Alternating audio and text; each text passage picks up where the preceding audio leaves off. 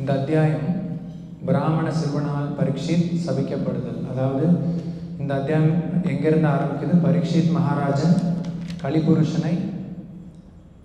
கலிபுருஷன் வராமல் அவரை தடுத்து நிறுத்தினது முந்தின அத்தியாயத்தில் பார்த்தோம்.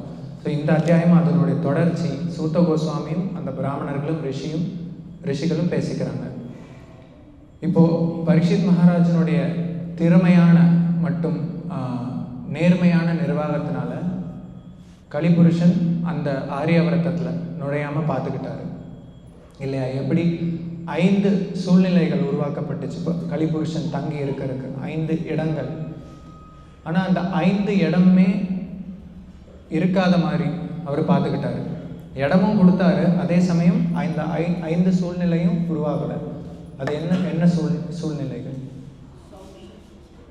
இல்லை, சூழ்நிலை அந்த ரெகுலேட்டிவ் பிரின்சிபல்ஸை உடைக்கிற மாதிரி உண்டான சூழ்நிலை. மாமிசம், மது இல்லையா, விபச்சாரம், சூதாட்டம், தங்கம், அளவுக்கு அதிகமாக யூஸ் பண்ணக்கூடிய இடங்கள் 5 இடத்துல கொடுத்தாரு. ஆனால் அவர் அந்த இடத்துல அந்த சூழ்நிலையை உருவாக்கலை. அதனால் அந்த ஆரியாவரத்தத்தில் கலிபுருஷனால் நுழைய முடியல, அவரோட செயலை விரிவாக்கப்படுத்த முடியல. ஆனால் பரீட்சித் மகாராஜனுடைய கொள்கைகள் செயல்கள் விரிவாக்கப்பட்டது. அது பரீட்சித் மகாராஜனுடைய அந்த தர்ம கொள்கைகள் அவருடைய கொள்கை கிடையாது. யாருடைய கொள்கை அது? கிருஷ்ணர் நமக்காக கொடுத்த அந்த பிரின்சிபல்ஸ், அது கொள்கைகள். நம்ம அதை ஃபாலோ பண்ணால் நம்ம சந்தோஷமாக இருக்கலாம் இல்லையா? இப்போ பிராமணர்கள், சன்னியாசிகள் அவங்க சொசைட்டிக்கு தேவை. எதுக்கு?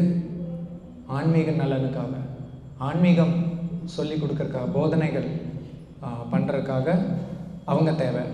அதே சமயம் சத்திரியர்களும் தேவை. எதற்காக? ஏன்? கரெக்ட். அது பௌதிக வழியிலையா இல்லை ஆன்மீக வழியில?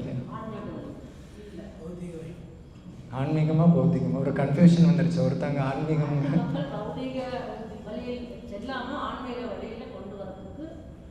ஆனால் நம்மளை ப்ரொடெக்ட் பண்ணிக்கிறது, நம்ம உடலுக்கு தேவையானதை எடுத்துக்கிறது பௌதிக வழியாச்சு, ஆன்மீக வழி கிடையாது. இல்லை, அப்படி கிடையாது. நம்ம கொள்கை, நம்ம இலக்கு ஆன்மீகமாக இருந்தால் அதுக்கு தேவையான பொருட்கள், இந்த உடலை மெயின்டைன் பண்ணுறதுக்கு நம்ம என்னெல்லாம் யூஸ் பண்ணுறோமோ அது பௌதிகம் கிடையாது. சமுதாயத்தில் நலன் கருதி அப்போ தான் கொஞ்சம் நிம்மதி இருந்தால் தான் ஆன்மீகத்தை நம்ம கடைபிடிக்க முடியும், பண்ண முடியும். அதுக்காக சத்திரியர்கள் தேவை. ஷத்ரியா இல்லையா? ஷத்ராயதே இது ஷத்ரிய. ஷத்துன்னா நமக்கு வரக்கூடிய கஷ்டங்கள்லேருந்து நம்மளை வெளியே எடுக்கக்கூடியவங்க. அது உடலாகட்டும், மன கஷ்டம் ஆகட்டும், இல்லை வெளியே இருக்கக்கூடிய துன்புறுத்தல் ஆகட்டும், அதுலேருந்து நம்மளை காப்பாற்றக்கூடியவங்க தான் சத்திரியர்கள். அதனால தான் அவங்க பேர் சத்திரியா. அவங்க தேவை எதுக்கு? நம்ம மெட்டீரியல் நீட்ஸை பார்த்துக்கிறது. அல்டிமேட்டாக நம்ம ஸ்பிரிச்சுவாலிட்டியில் இருக்கணும், அந்த பாதையில் பயணிக்கணுங்கிறதுக்காக சத்திரியர்களும் தேவை. அதனால் ஸ்ரீல பிரபுபாதர் சொல்கிறாரு, பிராமணர்களும் சத்திரியர்களும் ஒன்றுக்கு ஒன்றா செயல்படணும் சொசைட்டியில், நம்ம நலனுக்காக அவங்க நலனுக்காகவும்.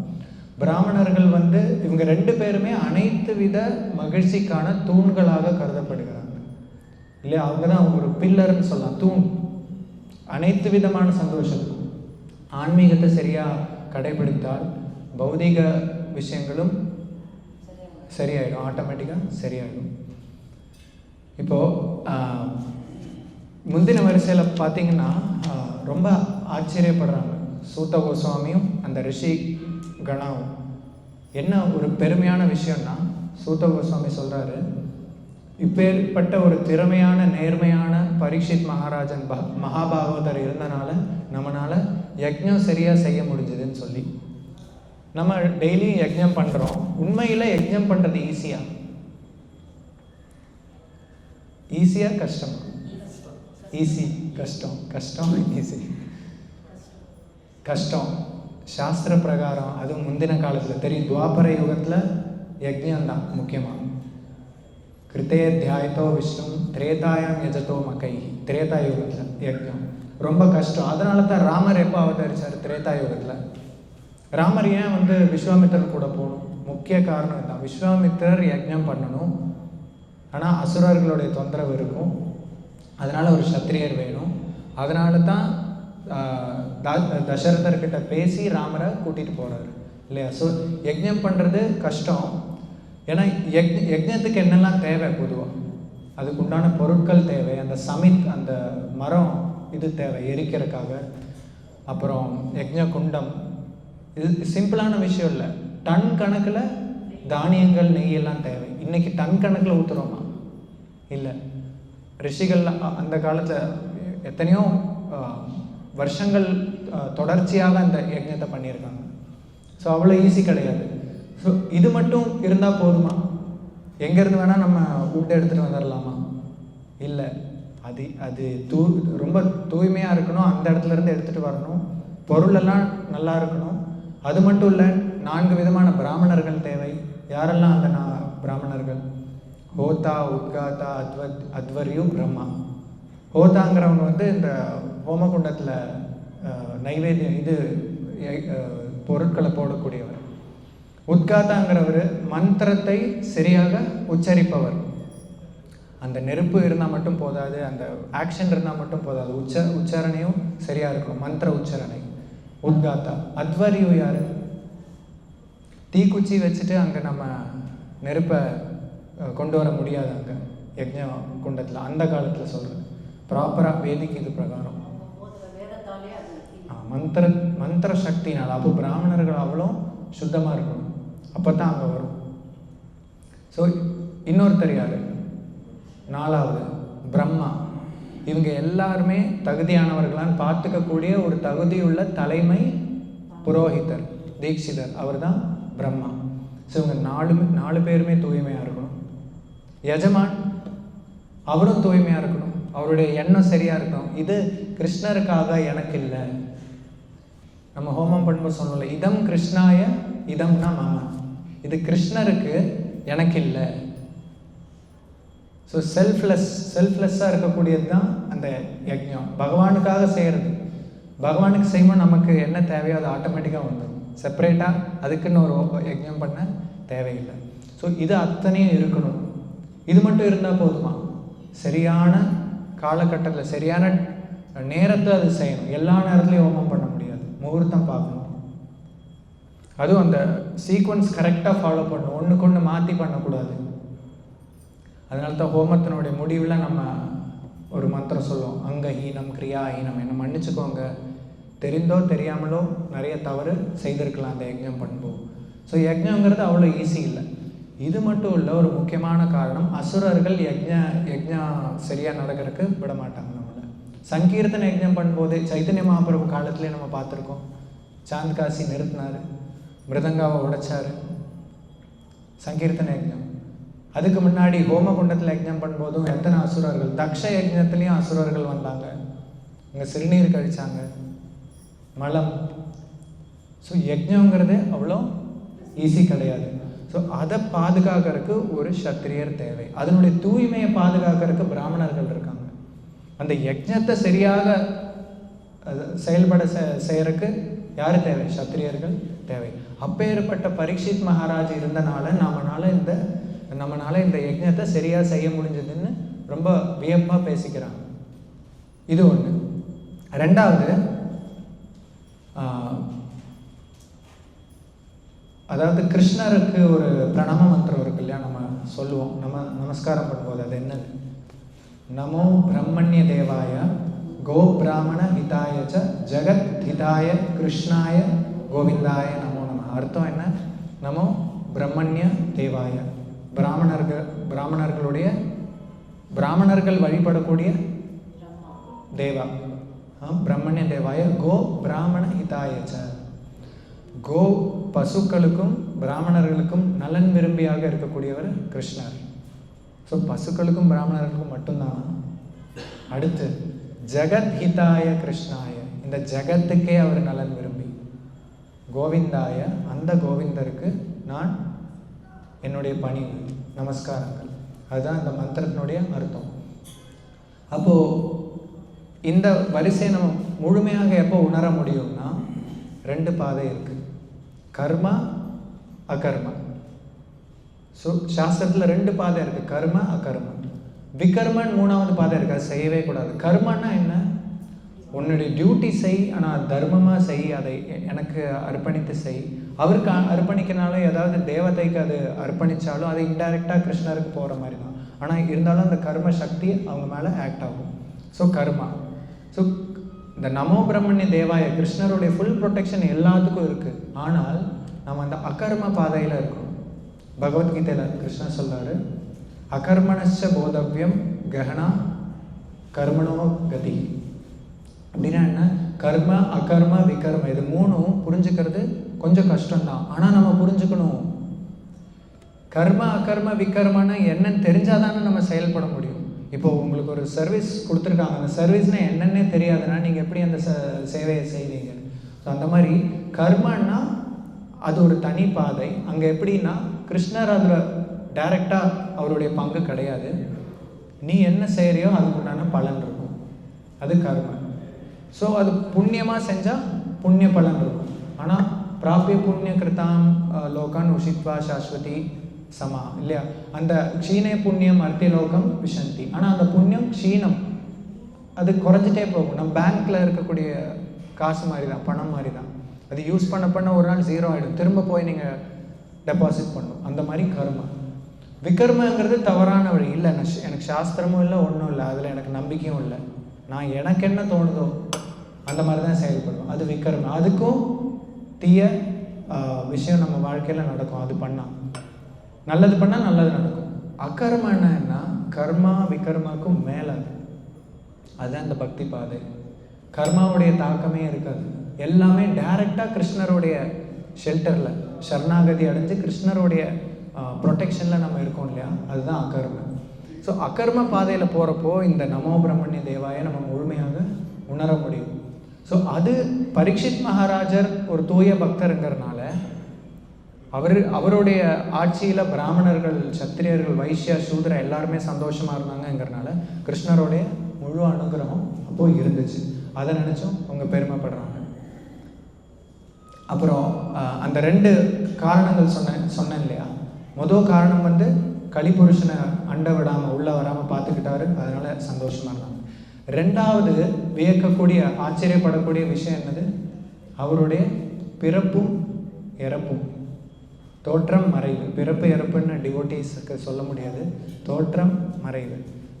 ஸோ இந்த வரிசை அந்த பரீட்சித் மகாராஜனுடைய தோற்றத்தை பற்றி பேசுது. வாழ்க்கையோட 3 கட்டங்கள் இருக்கு இல்லையா? பிறக்கிறோம், வாழ்கிறோம், வாழ்க்கை, அப்புறம் இறப்பு இல்லையா? பிறக்கும்போது எல்லாருமே சந்தோஷமாக இருக்கும். சந்தோஷமான விஷயம். அங்கே தேவரா அசுரரான்லாம் பார்க்க மாட்டாங்க, நல்லவங்களா கெட்டவங்களான்னு பார்க்க மாட்டாங்க, எல்லாருக்கும் சந்தோஷம். வாழ்க்கையில் வாழும்போது தான் நம்ம அங்கே தான் நம்ம செயல்படுறோம் இல்லையா? அந்த வாழ்க்கையில் தான் நம்ம எப்படி என்ன மாதிரி வாழ்க்கை வாழ்கிறோமோ அதை வச்சு தான் சொல்ல முடியும் அவர் நல்லவரா கெட்டவரா. 2வது கடைசி இறப்பு நல்லவராகட்டும் கெட்டவராகட்டும் எல்லாத்துக்குமே அது ஒரு கஷ்டமான விஷயம்தான். ஆனால் டிவோட்டீஸோடைய லைஃப்பில் இதே 3 விஷயங்களும் இருக்குது. இந்த 3 விஷயமும் பக்தர்களுடைய வாழ்க்கையிலையும் இருக்கு இல்லையா? பக்தர்கள் டைரெக்டாக அவதரிக்கிறாங்களா, இறக்க மாட்டாங்களா? இல்லை, அவங்களுக்கும் இருக்குது, தூய பக்தர்களுக்கு. ஆனால் அவங்களுடைய பிறப்பு, அவங்களுடைய வாழ்க்கை, அவங்களுடைய இறப்பு வந்து புனிதம். அதனால தான் நம்ம செலிப்ரேட் பண்ணுறோம் ஃபெஸ்டிவலை கோயிலில். அப்பியரன்ஸ் டே, டிஸப்பியரன்ஸ் டே. ஆனால் நம்மளோட இதில் அது அப்படி செலிப்ரேட் பண்ண முடியாது. நமக்கு அது திதின்னு சொல்லுவாங்க, பிறந்துட்டா பர்த்டே, ஜன்மதின் இல்லையா? ஸோ அது அவங்க இதில் கணக்கில் அது வேறு. 3மே கொண்டாடக்கூடிய ஒரு விஷயம். ஒரு சின்ன உதாரணம் ஸ்ரீல பிரபுபாதர் கொடுக்குறாரு, பியோர் டிவோட்டிஸோடைய வேல்யூ என்னன்னு. ஒரு ரிஷி இருக்கார், அவர் எல்லாரையும் ஆசீர்வதிக்கிறதுக்காக 4 விதமான ஆட்களை ஆசீர்வதிக்கிறாரு. மொதல் கட்டம் வந்து ராஜபுத்திர சிரஞ்சீவன். ஒரு ராஜாவுடைய புத்திரன் வராரு. இப்போ அவரை பார்த்து சொல்கிறாரு, ராஜபுத்திர சிரஞ்சீவி அருணி. நம்மளுக்கு அது பார்க்கும்போது பிளெஸ்ஸிங், சூப்பரான பிளெஸ்ஸிங், அது எனக்கு கொடுக்கணுமே அவர், என்ன அந்த மாதிரி ஆசீர்வதிச்சா எவ்வளோ நல்லாயிருக்கும். ஏன்னா ரொம்ப நிறைய டிசீஸ் இருக்குது, எப்போ போய் சேருவேன்னு தெரியல இல்லையா? இல்லை, அர்த்தம் என்னென்னா சிரஞ்சீவன்னா சத்திரியர்கள் பொதுவாகவே ரொம்ப இந்திரிய சுகத்தில் ஈடுபாடு அதிகமாக இருக்கும், அதில் நிறைய தவறு செய்வாங்க. ஸோ இறந்ததுக்கப்புறம் நரகம் ரெடியாக இருக்குது, நரக வாழ்க்கை. அதனால் அட்லீஸ்ட்டு மேக்ஸிமம் நீ தர்ம வழியில் இருக்கிறனால நீ இந்த லைஃபையே கண்டினியூ பண்ண ரொம்ப வருஷம். ஆனால் நீ உடனே இறந்துட்டேன்னா நரகத்துக்கு போய் கஷ்டப்படுவேன். அதனால் உனக்கு நான் பாசிட்டிவாக ஒரு ஆசீர்வாதம் தரேன், சிரஞ்சீவன். அடுத்து ஒரு முனியோடைய புத்திரர் வராரு. முனிபுத்திரனை பார்த்தப்போ முனிபுத்திர மாஜீவ, வேண்டாம் நீ நீண்ட நாள் இருக்க வேண்டாம், அவ்வளோ தூரம் நீ இங்கே வாழ வேண்டாம். என்ன காரணம்? திடீர்னு நம்மளை யாரோ பார்த்துட்டு நீ மாஜீவ, நீ உனக்கு வாழ்க்கையே வேண்டாம், நீ வாழ வேண்டாம்னு சொன்னால் எப்படி இருக்கும்? அங்கேயும் ஒரு நல்ல விஷயம் இருக்குது. முனிபுத்திரன் தர்மத்தின் அடிப்படையில் சரியாக வாழக்கூடிய ஒரு புத்திரன், தபஸ்யாக இருந்து ஆல்ரெடி எல்லாம் பியூரிஃபை ஆகி அவர் தயாராக இருக்கார், எல்லா விதமான ட்ரைனிங்கும் முடிஞ்சிருச்சு. எதுக்கு இந்த உலகத்தில் கஷ்டப்படணும், வைகுண்ட லோகத்துக்கு போயிரு அப்படிங்கிற அர்த்தத்தில் முனிபுத்திர மாஜீவன். அடுத்து ஒரு கறிக்கடைக்காரன் வராரு, அவரை பார்த்துட்டு சொல்கிறாரு, மாஜீவ நீ வாழாத மாமர, உனக்கு இறப்பும் வேண்டாம். என்ன காரணம்? வாழவும் வேண்டாம் மரணிக்கவும் வேண்டாம்னா அது என்ன? ரெண்டுத்துக்கும் இடையில ஒன்றும் கிடையாது. அப்படின்னா வாழும்போது நரகத்தில் தான் வாழ்கிறாரு இல்லையா? ரத்தம் சதை இதெல்லாம் பார்த்து அந்த வலியை பார்த்து நிறைய வலி கொடுத்து இல்லையா, பிற ஜீவராசிகளுக்கு வலியை கொடுத்து அந்த மாதிரி வாழக்கூடாது. டெய்லி எத்தனை மிருகங்களை வதம் செய்கிறாரு. ஸோ ஏற்கனவே நரக வாழ்க்கை. இந்த வாழ்க்கை முடிஞ்சு மரணித்த பிறகு அதுக்கப்புறம் ஒரு வாழ்க்கை இருக்கும் இல்லையா, அதுவும் நரக வாழ்க்கை. அது இதை விட பயங்கரமாக இருக்கும். யமலோகத்தில் பண்ண தவறுக்கு அப்படி தவறி இங்கே பிறந்தாலும் இன்னும் சஃபரிங் தான். ஏன்னா அத்தனை பேருக்கு தொந்தரவு கொடுத்துருக்காரு இல்லையா, அத்தனை மிருகங்களை வதம் பண்ணியிருக்காரு. ஸோ அதனால் நீ வாழவும் வேண்டாம், நீ மரணிக்கவும் வேண்டாம். ஏன்னா உன்னுடைய எப்படி இருந்தாலுமே உனக்கு வித்தியாசம் இல்லை, உனக்கு சஃபரிங் தான். அடுத்து சாது ஒரு பக்தர் வர்றாரு அந்த ரிஷிக்கிட்ட. இப்போ அந்த ரிஷி சொல்கிறாரு, சாது ஜீவவா மரவா அப்படின்னா என்ன? உனக்கு டிஃப்ரென்ஸே கிடையாது, வேறுபாடே இல்லை. நீ வாழ்ந்தாலும் சரி இறந்தாலும் ஒன்று தான். ஏன்னா வாழும்போது கிருஷ்ணருக்கு சேவை பண்ணுவாங்க, மக்களுக்கு சேவை பண்ணுவாங்க, எல்லாரும் நல்லா இருக்கணும் தான் விரும்புவாங்க, அவங்க செயலும் அந்த மாதிரி தான் இருக்கும். ஜீவவா மரவா, இறந்ததுக்கப்புறம் என்ன பண்ணுவாங்க? கோலோகம் இல்லை, மறுபடியும் இங்கே அவதரிக்கணும்னாலும் அவங்க தொழில் என்ன, அவங்க செயல் என்ன? கிருஷ்ண சேவை, மக்களுக்கு நல்லது செய்கிறது, இதுதான் அவங்க எங்கே இருந்தாலும். அதனால் எப்படி ஒரு கசாப் கடைக்காரனுக்கு நீ இருந்தாலும் இறந்தாலும் ஒன்று தான், அதே மாதிரி தான் இங்கேயும். ஆனால் அங்கே நெகட்டிவ், இங்கே பாசிட்டிவ். ஸோ அந்த மாதிரி பியூர் டிவோட்டிஸோட எல்லா விஷயமும் ரொம்ப புனிதமானது. ஆனால் நம்ம வாழ்க்கையில் அப்படி இல்லை. நம்ம சாதனை பண்ணி அந்த ஸ்டேஜுக்கு நம்ம போனால் அப்போது அது நியாயம். ஆனால் நம்ம அதுக்கெல்லாம் எதிர்பார்க்கக்கூடாது. ஓகே நானும் பியூர் டிவோட்டி ஆகிட்டேன் அப்படி இல்லை அர்த்தம். அது ஆச்சாரியர்கள், அவங்க வேறு. அவங்க சம்சார தாவா நல்ல லீடலோக காலையில் மங்களாத்தியில் பாடுவோம் இல்லையா. ஸோ இந்த சம்சார தாவா நல காட்டுத்தீயை அணைக்கிறதுக்கு இந்த கருணை வாய்ந்த அந்த பகவான்கிட்ட இருந்து அந்த நீரை எடுத்துகிட்டு அணைக்கிறாரு இந்த லோகத்தில். இந்த வருஷத்தில் நம்ம பார்க்கலாம். அந்த ஆச்சரியமான விஷயம் என்னென்னா, அவர் தோன்றும்போது கர்ப்பப்பையில், உத்தராவுடைய கர்ப்பப்பையில் இருக்கார். ஒரு கொடிய ஆயுதத்தால் தாக்கப்பட வேண்டியவர், ஆனால் ப்ரொடெக்ஷன் கிடச்சிருச்சு, கிருஷ்ணர் கொடுத்துட்டாரு. அதை நினச்சி ஆச்சரியப்படுறாங்க. ஏன்னா அவரை அழிக்கக்கூடிய அந்த ஆயுதம் சாதாரண ஆயுதம் கிடையாது. கத்தி இல்லை, வாள் இல்லை வெடி இல்லை, சாதாரணமான விஷயம் அவர் மேலே ஏவப்பட கிடையாது. என்ன என்ன என்ன ஆயுதத்தை யூஸ் பண்ணாங்க அவர் அட்டாக் பண்ணுறதுக்கு? பிரம்மாஸ்திரம். பிரம்மாஸ்திரம்னா என்ன? அவ்வளோ சிம்பிள். அது நிறைய அஸ்திரம் இருக்குது. ஜஸ்ட்டு மந்திரம் சொன்னால் இந்த ஹால்குள்ளே ஏதாவது நடக்குமான்னா அப்படி இல்லை. பிரம்மாஸ்திரம்னா இந்த பிரபஞ்சத்தை அழிக்கக்கூடிய ஒரு அஸ்திரம். பிரபஞ்சத்துக்கு தொந்தரவு கொடுத்துட்டு யாரை அழிக்கணுமோ அவங்கள அழிச்சிடும். அதான் பிரம்மாஸ்திரம். ஸோ அந்த லீலையை வந்து நம்ம அதாவது 7வது அத்தியாயத்தில் 7வது அத்தியாயம் வந்து துரோணரின் மகன் தண்டிக்கப்படுதல். அஸ்வத்தாமா. மகாபாரதம் முடிஞ்சிருச்சு. துரியோதனுடைய தொடை எலும்ப பீமசேனா வந்து உடைச்சிட்டாரு. ஸோ நடக்க முடியாத கடைசி நிலையில் துரியோதனன் இருக்கிறப்போ துரியோதனனை பார்த்து சோகப்பட்டார். யார்? அவருடைய நண்பர் அஸ்வத்தாமா. அப்போது பாண்டவர்களை பழித்து இருக்கணும்ட்டு தூங்கிட்டு இருந்த பாண்டவர்களுடைய 5 புத்திரர்களை வதம் செஞ்சார். அப்புறம் அந்த தலையை எடுத்துகிட்டு வந்து துரியோதனன் காமிக்கிறார். பெருமையாக, பாரு உனக்காக நான் பண்ணியிருக்கேன், ஏதோ பெரிய அவார்டு கொடுக்குற மாதிரி ஏதோ பண்ண மாதிரி காமிக்கிறார். ஆனால் துரியோதனன் அந்த செயலை ஏற்றுக்கலை.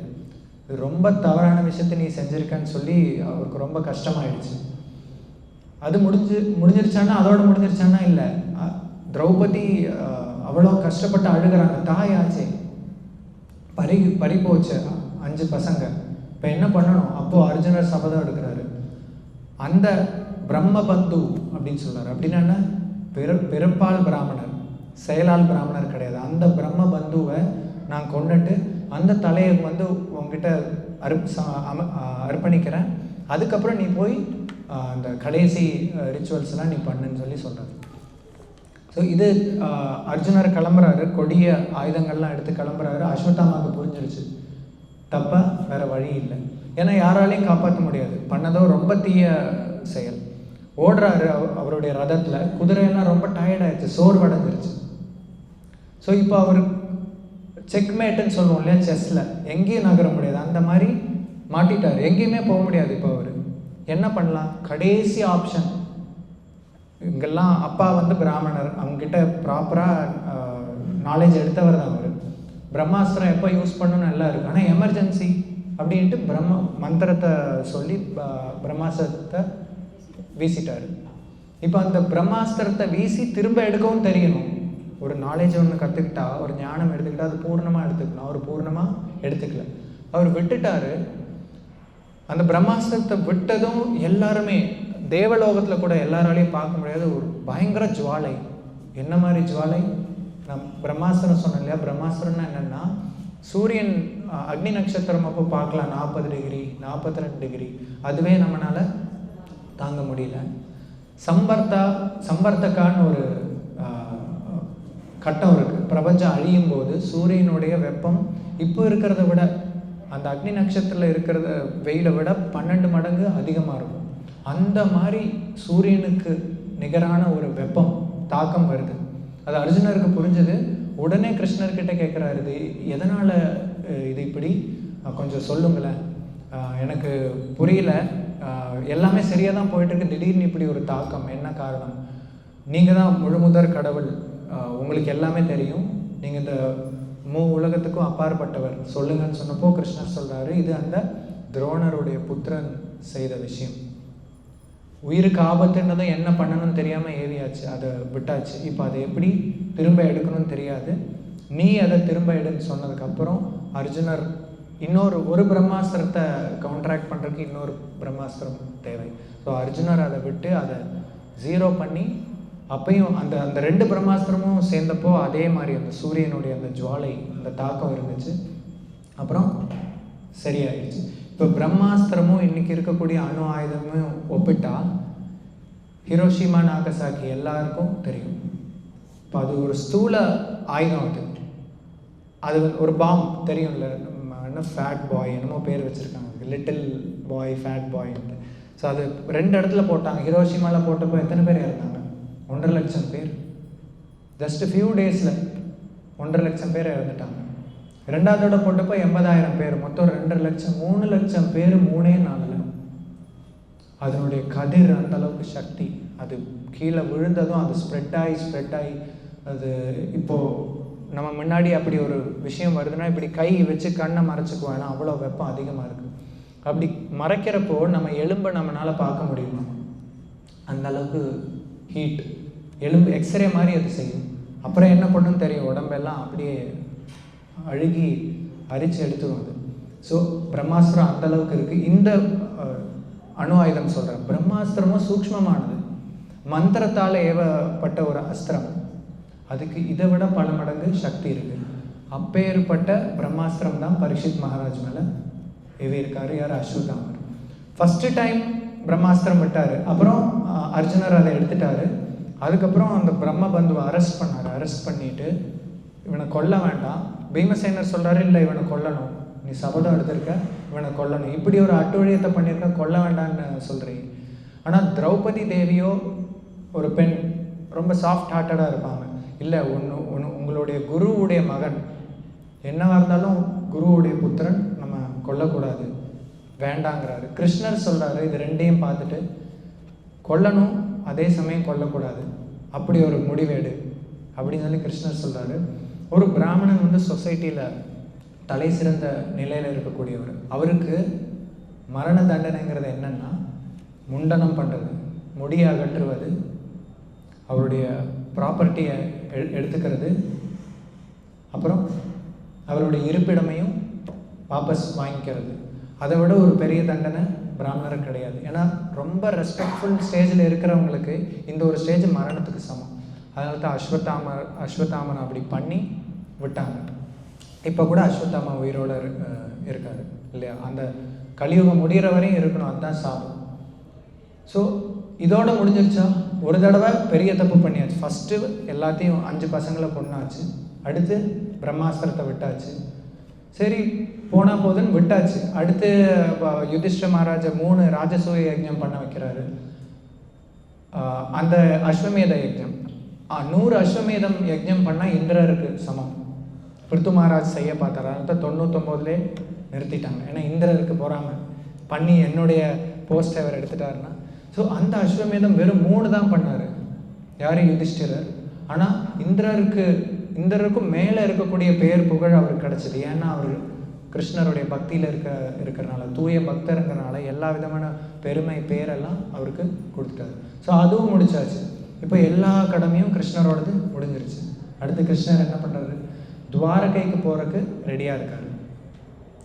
துவாரகைக்கு போகும்போது பிராமணர்கள் எல்லாரையும் ஆசீர்வதித்து பஞ்ச பாண்டவர்களை மீட் பண்ணி க்ரீட்டிங் சொல்லி கிளம்ப இருக்காரு. அப்போது ஒரு சத்தம் வருது, பாஹி பாஹி மகாயோகின் தேவ தேவ ஜெகத்பதே அப்படின்னு சத்தமாக. யாருன்னு பார்த்தா உத்தரை, பரீட்சித் மகாராஜோடைய அம்மா ஓடி வராங்க. அவங்களுடைய கர்ப்பப்பையில் அவங்களுடைய வயிற்றை நோக்கி ஒரு ஆயுதம் வருது, ஒரு நெருப்பு வருது, ஒரு ஜுவாலை வருது. ஸோ அதுலேருந்து என்னை காப்பாற்றுங்க. அவங்களுக்கு பர்சனலாக உயிருக்கு பயம் இல்லை, ஏன்னா ஒரு சத்திரியரோட ஒய்ஃப். அவர் அபிமன்யு போனப்போ அபிமன்யு கூடயே போயிருப்பாங்க அவங்க.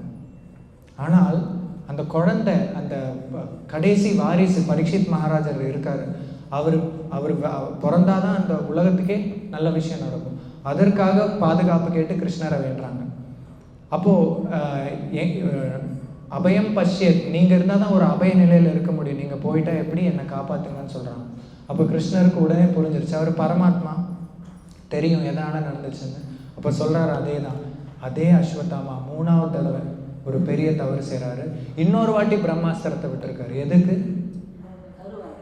ஆமாம், ஏன்னா ஏன் அழிக்கணும்?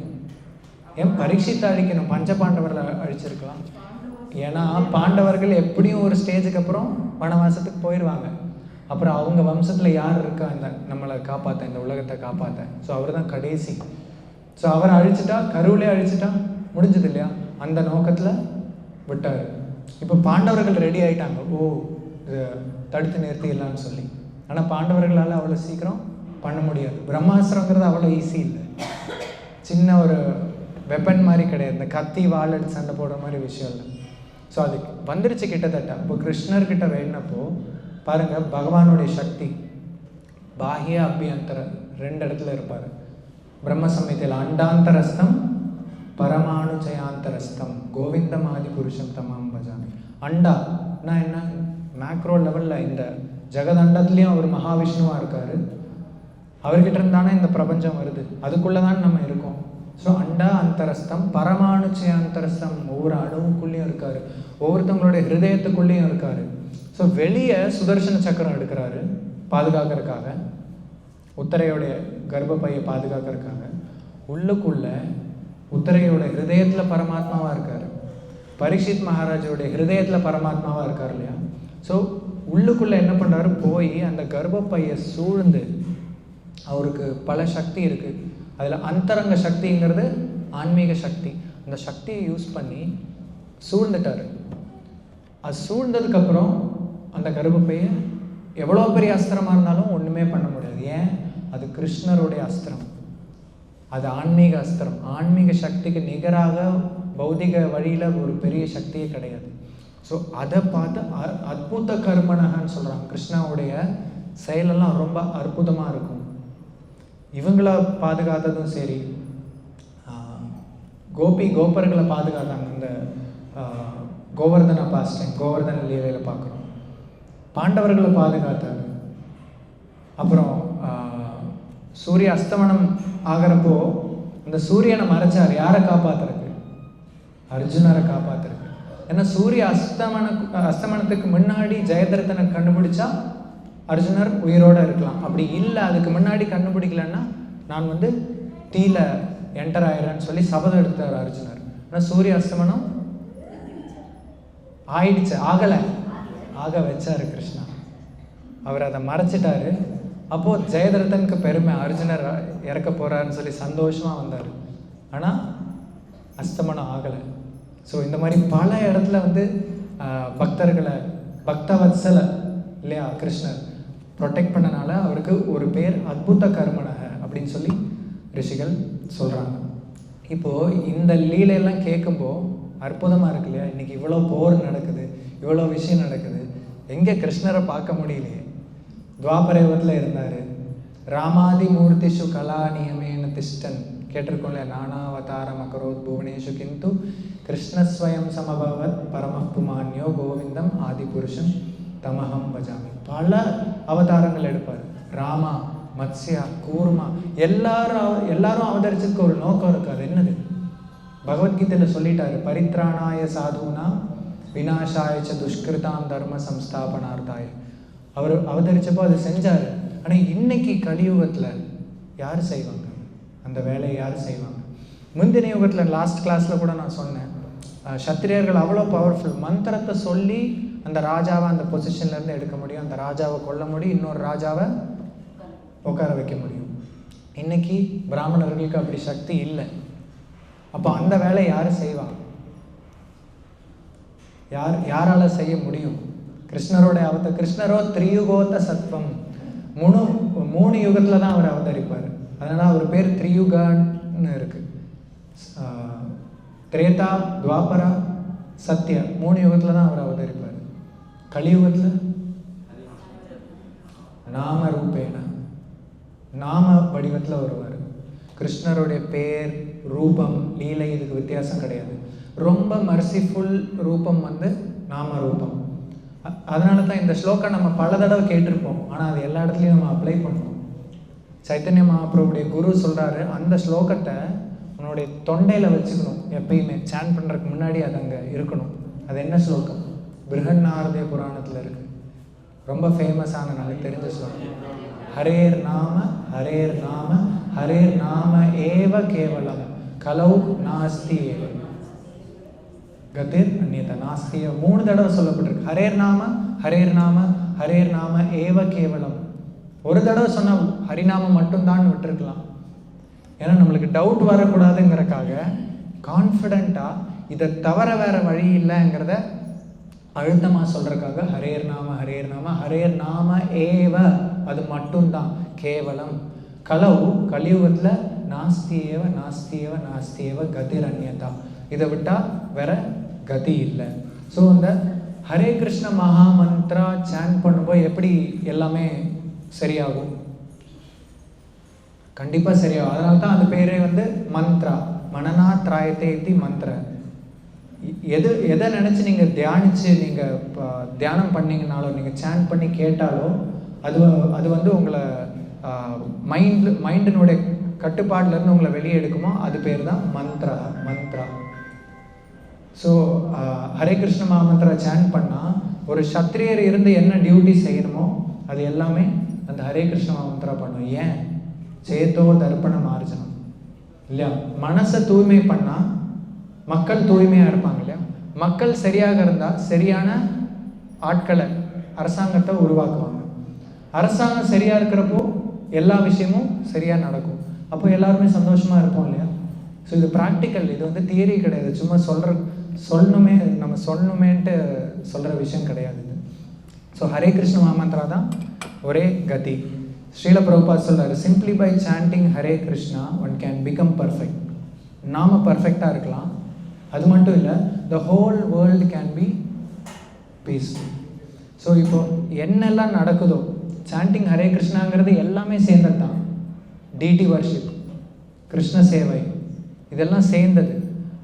நவவித பக்தியில் ரொம்ப முக்கியமானது ஹரே கிருஷ்ணா ஜபம்.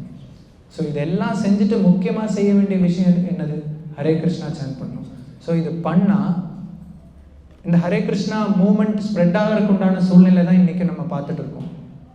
வெளியெல்லாம் பியூரிஃபிகேஷன் நடந்துட்டு இருக்கு. போர் ஸ்டார்ட் ஆயிடுச்சு. யாரெல்லாம் இறக்கணுமோ அவங்க தான் அதில் இறப்பாங்க. துஷ்டர்கள்லாம் இறப்பாங்க. அதிகம் சக்தி இருக்கிறவங்க பலகீனமாக இருக்கிறவங்கள அழிச்சிருவாங்க. அப்புறம் நினச்சிக்கலாம் நான் தான் பெரிய ஆள். அவரை அழிக்கிறதுக்கு இன்னொரு விஷயத்த கிருஷ்ணா ரெடி பண்ணுவாங்க. டைம் தான், எல்லாம் டைம் வந்து ஆட்டம் பாம் மாதிரி, டைம் பாம் மாதிரி அந்த கரெக்டான டைமில் தான் வெடிக்கும்.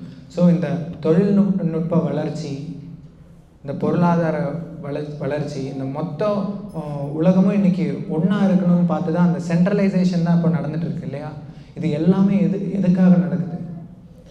சைத்தன்ய மகாபிரபுடைய இந்த ஹரே கிருஷ்ணா மூமெண்ட் வளரணுங்கிறதுக்காக நடக்குது. அதை டிவோட்டிஸ் அட்வான்டேஜாக எடுத்து அது கெட்ட விஷயத்துக்காக அவங்க உருவாக்கினாலும் நாம் அதை எடுத்து பக்தி பிரச்சாரத்துக்காக யூஸ் பண்ணுவோம். இதோட முடிச்சுக்கிறேன். ஹரே கிருஷ்ணா. கேள்விகள்?